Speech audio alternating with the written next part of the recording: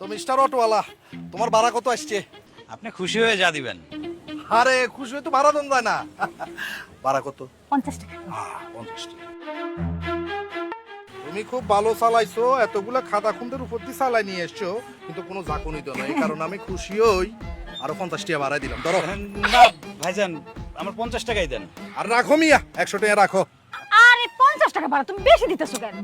আরে এত কথা কোকিল নাই, সে একটা স্মুথ চালাইছে, বেটার চালাইছে, তার ক্রেডিটটা আমার দিতে হইব না? সবকিছু একটা মর্যাদা দিতে শিখি।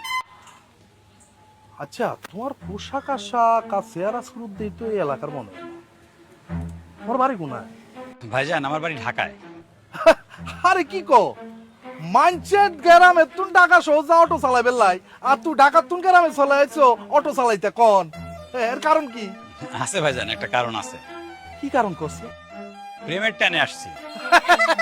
কি শুনাইলে? তুই ভালোবাসার টানে গ্রামে এই অটো চালর, ঘটনা কি?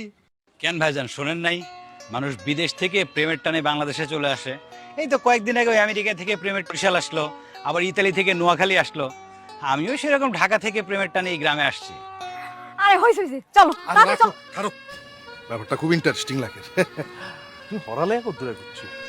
জি ভাইজান, করছি একটু আর কি, ওই ইংরেজি সাহিত্যের উপর মাস্টার্স করেছি। আরে কি শুনাইলা? তুই ইংরেজি সাহিত্য এমএ করছো কোন? আমিও তো ইংরেজি সাহিত্য এমএ করছি। আমরা দুইজনের ব্যাপারটা তো মিলে গেল কই। আচ্ছা শোনো, তোমার অটো এডে থক, তুমি আর লগে চলো। কই যাবো ভাইজান? কই যাইবা? আর হোর বাড়ি যাবে? আরে কি কইতেছো, একটা অটোওয়ালা আমার বাড়িতে নিয়ে যাবা? এই তুই চুপ থাকছে। তোমরা বাড়ির যাই একটা মানুষ হাই যে মনের ফুর্তিল একটু কথা কম, কেউ লগে গল্প গুজব করবো, এরকম একটা লোক আছে? হ্যাঁ, সে একটা শিক্ষিত ছেলে, মেধাবী ছেলে, তার সাথে বসে বসে কথা বলতে, গল্প গুজব করতে আমার কত ভালো লাগবে তুমি জানো? হ্যাঁ চলো ভাই চলো।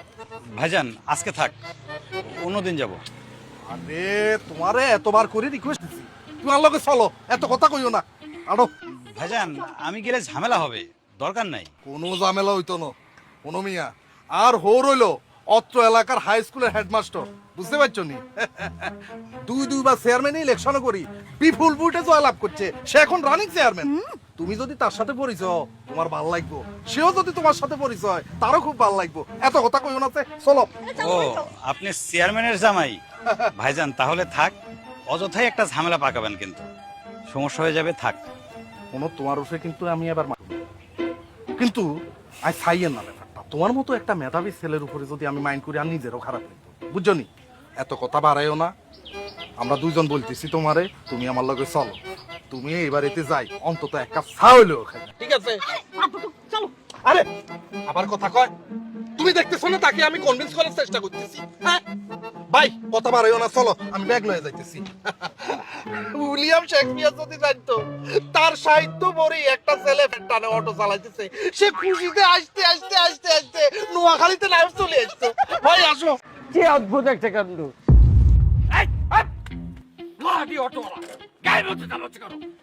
বাবা, আই এম নট ব্লাডি অটোওয়ালা, I am your son mister Raja Chowdhury. কি ব্যাপার, কথা বলছো না কেন? কিছু বলো। একই অবস্থা তোর? তুই গ্রামে এসে অটো চালাচ্ছিস কেন?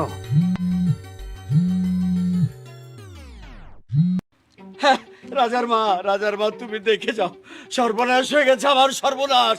তোমার ছেলে মাঠে ঘাটে অটো রিক্সা চালিয়ে বেড়াচ্ছে। আহ বাবা, ফোন রাখো তো, কি ছোট মানুষের মতো কান্নাকাটি করছো? আচ্ছা রাখছি। বাবা বাবা বাবা, তোর কি হয়েছে বাবা? এইভাবে অটো চালাচ্ছিস কেন বাবা? বাবা শোন, তোর গ্যারেজে দুটো গাড়ি পড়ে আছে, আমি একটা গাড়ি এনেছি। ও বাবা, এত কষ্ট তোর করতে হবে না। এত কষ্ট করছিস কেন? তোর কি মাথায় কোনো সমস্যা দেখা দিয়েছে বাবা? আমি কি ডাক্তার দেখাবো, নাকি তোর ডাক্তার আঙ্কেলকে ডাকবো? বাবা একটু চুপ করো তো, আমার কিছুই হয়নি। তুমি তো জানো আমি এখানে কেন আসছি, তোমাকে তো বলেই আসছি। আমি আমার ভালোবাসাকে জয় করার জন্য আসছি। কোনো দরকার নেই এইভাবে অটো চালিয়ে তোমার ওই ভালোবাসা জয় করার কোনো নেই। মিতার বাপের কাছে এক্ষুনি আমি যাচ্ছি, আমি গিয়ে ওকে জিজ্ঞেস করব কেন আপনার মেয়ের জন্য আমার ছেলের এই অবস্থা হলো। আমি কৈফিয়ত চাইবো তার কাছে। বাবা প্লিজ, অযথা ঝামেলা করো না তো। চুপ! আর একটা কথা বলবি না, তোর কোনো কথা আমি শুনবো না। আমি কি সন্তান জন্ম দিয়েছি এভাবে মাঠে মাঠে কষ্ট করে বেড়ানোর জন্য? হ্যাঁ, আমার হাজার হাজার কোটি টাকা এই কষ্ট করার জন্য? কোনো কথা বলবি না। আমি গরিব মাস্টারকে সাইড করে আসি। বাবা বাবা বাবা শুনো। চুপ, কোনো কথা বলবি না তুই।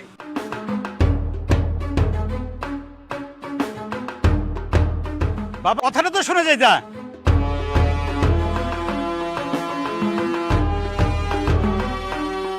আমি দুইজনের এক করতে চাই, গেল আবার একটা ঝামেলা বাজাইতে। এমনি এক ঝামেলা বাজায় আমার গ্রামে এসে পড়ে থাকা লাগছে। কি যে করে, হ্যাঁ? আপনার কত বড় সাহস, আপনি আমার ছেলেকে দিয়ে অটো চালান? এত বড় সাহস আপনি কোথায় পেলেন? হ্যাঁ, আপনি জানেন আমার ছেলের জন্য কতগুলো কাজের লোক আছে, কতগুলো গাড়ি তার গ্যারেজে পড়ে আছে। চৌধুরী সাহেব, আস্তে কথা বলেন। আমি আপনার ছেলেকে অটো চালাইতে বলি নাই, আপনার ছেলে নিজের থেকেই অটো চালাইতেছে। চুপ করেন আপনি। আমার ছেলে কেন অটো চালায়?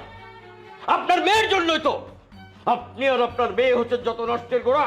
এই আপনি মুখ সামনে কথা বলবেন। চুপ ছোকরা, কার সঙ্গে কিভাবে কথা বলতে হবে তোমার কাছে শিখতে হবে আমাকে। তুমি চেনো আমাকে, আমি এক্ষুন তোমাদের সবাইকে অ্যারেস্ট করতে পারি এখান থেকে। হ্যাঁ পারেন, আপনি অনেক কিছুই করতে পারেন, আপনার অনেক টাকা, অনেক পাওয়ার। আরে সেই জন্য তো আপনার মতো পরিবারের সাথে আমার মেয়ের বিয়ে দেব না। সংসার, সম্পর্ক এগুলো হতে হয় সমানে সমানে। বড়লোকের ঘরে মেয়েরে দিলে কি হয় সেটা আমি খুব ভালো করে জানি।